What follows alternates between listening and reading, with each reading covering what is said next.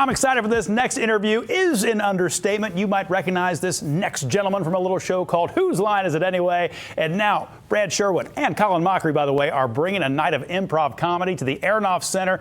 We've got Brad with us now live to talk about the big show. You don't know this, but we have been hanging out for years and years, and I, for one, have been enjoying it. I'm so excited to talk to you, Brad, and to have you come into town. I know it's going to be a blast for audiences. What can people expect? How much is it like the show? How different is it from the show? All that kind of stuff. It's both. It's got a lot of things that are just like the show in that we're playing improv games and using audience suggestions, but we're bringing a lot more people into it throughout the show. So we have one scene where they're helping us do our sound effects, another scene where they're actually helping us write the scene while we're doing it. We have a bunch of people behind a microphone and they're finishing our lines. We're doing a lot of music, and it's such a fun evening.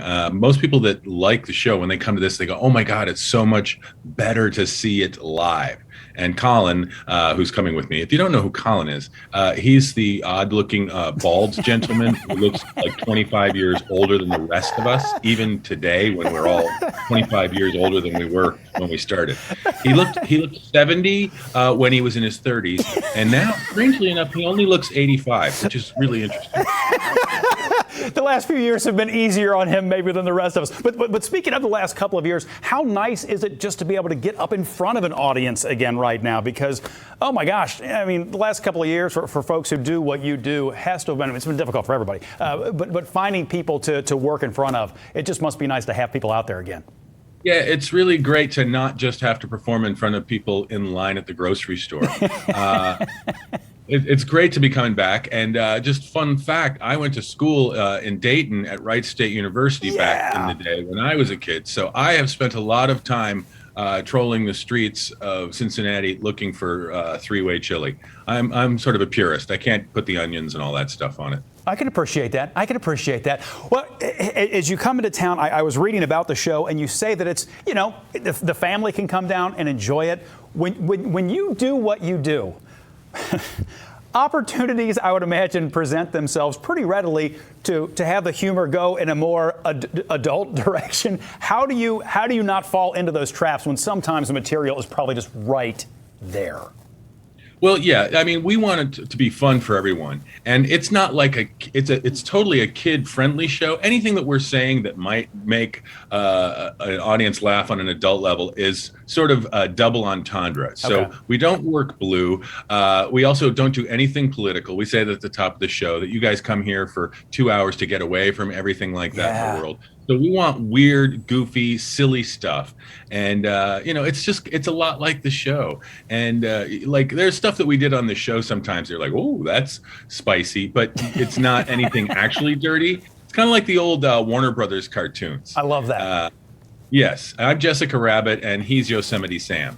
So just anybody needs to clear that up. You know, you and Colin have worked together for so long.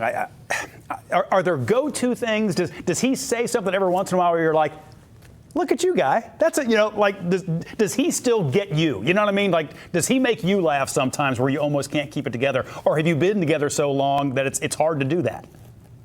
No, he's a true professional. He never breaks, but he always just says, that's because I'm not funny. But I'm laughing a lot.